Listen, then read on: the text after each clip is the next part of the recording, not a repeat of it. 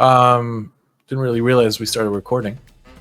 I have reached the end of my road, so to speak, in this podcast session. As you guys might know, we record this all in clumps of like 7 or 8 articles, so I'm a bit sleepy. I could go for a short nap, 20 minutes. We're not done yet. We're going to talk about astrophysics, fusion, the future, on today's Not So Critical update.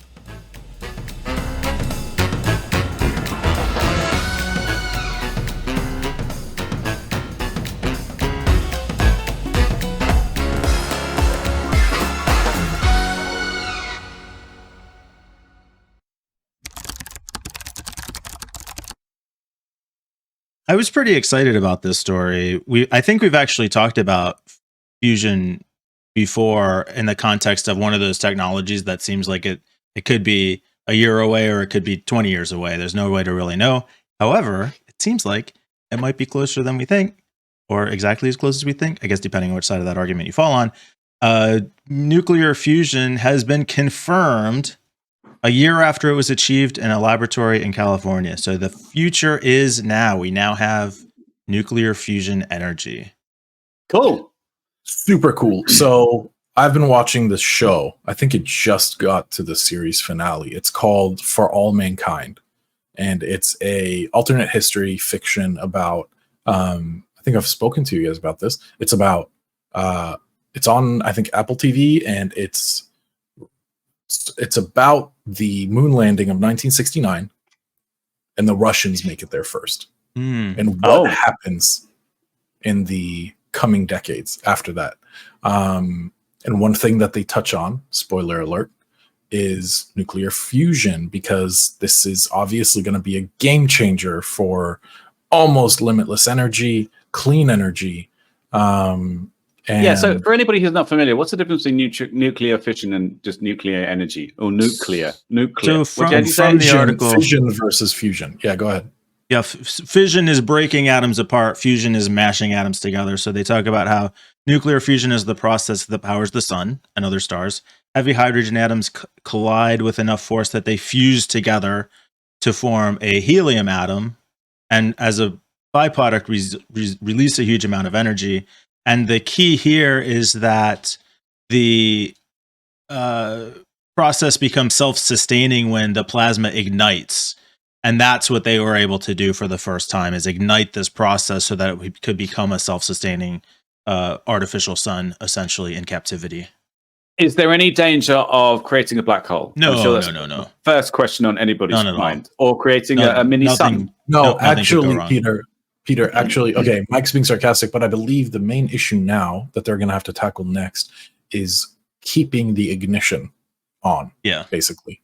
So what happens is this was the first step. You get to ignite this tiny, tiny sun. Now they need to figure out how to keep the stove on, so to speak, because that's like a huge like in the hurdle. metaphors here. It's a huge hurdle to basically keep this energy giving, I don't even know what to call it. Well, presumably you could just starve it of hydrogen to put the fire out. No, you don't need to put it out. It'll put itself out. You need to keep it ignited.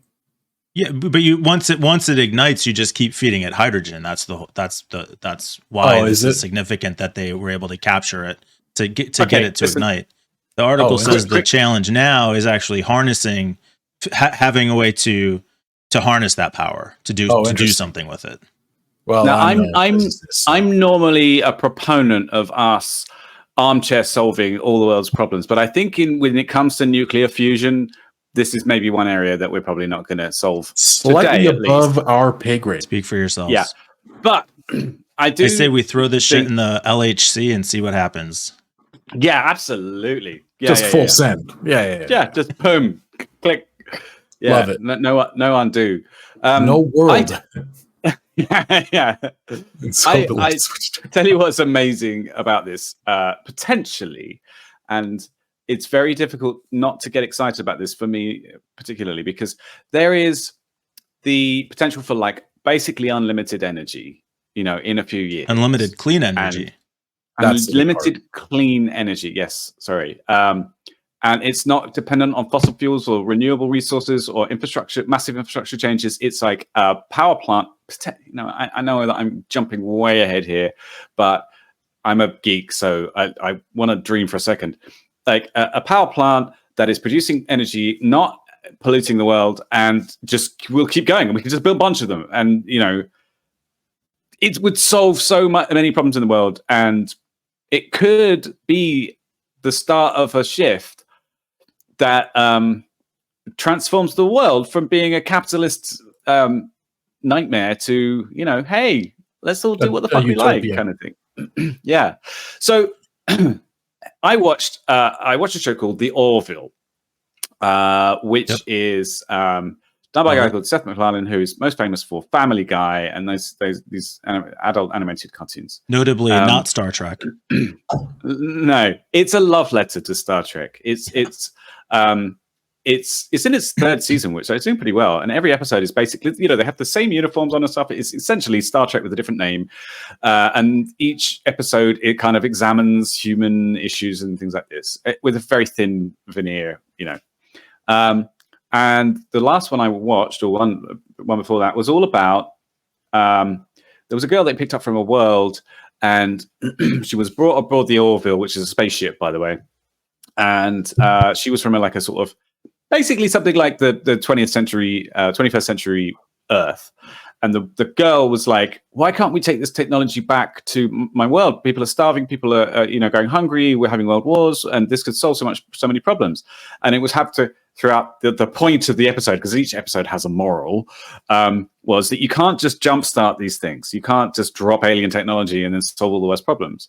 But I think this could do. I genuinely think it could. Like, I reckon if we had... But this isn't... But the argument of Star Trek don't intervene until they've discovered intergalactic travel is that when you do drop alien technology on a race, generally the powerful will take it and hoard it. Yes, that was actually sort of my point. I really hope that isn't what happens in this case. I really hope that it won't be like Elon Musk buys the university for $44 billion and then technology.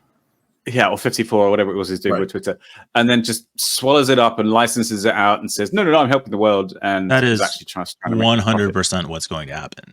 I know. I actually don't think that's what's going to happen. I think that I don't know what will happen. I cannot say for sure if this will become in the public domain or put into the public domain, or if it will be privatized and sold. Well, it's going to be privatized and sold. Yeah, the issue is not the technology; it's how do you commercialize it. Somebody's going to have to get paid to bring this power to all of our homes, or to set up a plant someplace. Governments. That's the thing, right? Just like you could even privatize this, but also it would be not government funded, but maybe subsidized, or something like, you will have to pay $10,000 to get this put into your house, but then you don't have to pay again. Ever. You might have to maintain it. You might have to have a service, It sounds like solar panels. Exactly. But instead of it being solar panels that are kind of shit, to be honest, this will just fuel your house and everything in your house. And honestly, they're not shit. And I've got friends who earn money from their solar panel installations. Of course, they feed it back into the grid. I'm not saying that solar panels are bad. I'm saying that if you take solar panels and you compare them to unlimited clean fusion energy, it's like comparing burning fire to make energy versus solar panels, right? The leap is so big from the steam based engines to solar panels, and it solves fusion. A ton of problems. Unlimited clean energy, great for the environment. It's going to be cheaper, but somebody is definitely going to get rich off of it. You're gonna need supply. But you know what? Supply lines for the hydrogen fuel. They want to get rich. They want to absolutely, get rich off of it, and we get to benefit off of this. So much more so than just imagine the things that you can do with this. All the crypto that you could mine with this. Oh, where's the beeper, man? I set it up. You weren't ready for it, Mike. Oh crap, you're right. I'm not going to go back. That was my loss. Sorry. We'll get it next time. Yeah, no problem. Yeah. If I did it now, it would just be gratuitous. Sorry. That's fine. Go gratuitous. Why not? We're not trying to pull the wool over anybody. Reluctantly. Hey! It's kind of. I like that there's no sound. I don't know if that's bug, but it's in the. It'll be in the recording. You just don't hear it. Oh, okay. I just did it over the recording. Okay. So obviously, probably not the best use case, but I do think that this is super exciting, and maybe we will get to live, because I've always complained to you guys very cynically that feels like we were born a little bit too early for the wonder of the world, or sorry, a little bit too late for the wonder of the world, and a little bit too early for the actual wonders. And what I mean by that, you don't count like the internet in that. I mean, sure, but like not really. Like, what? Yeah, we're superhuman, but we're superhuman because we have cat pictures and shit. Like, do you think that the first person to live forever has already been born? No. No, really? You don't think that in the next 90 years we might find a way to? I think the first person to actually plug into the Matrix. Definitely not. No. But what about the Meta chatbot? I mean, surely that's there's gonna not chatbot. Depends on the AI. rate of acceleration, right? It's like, and it feels like we're kind of like moving kind of slow now. No, I think in a few generations, I think we're gonna be long fucking dead. But maybe by the time we're about to die, they'll be like, "Hey, we have the technology, but all we can really do is like freeze you for a few hundred years." Yeah, we've only got gene tech. It's only for unborn kids, you know.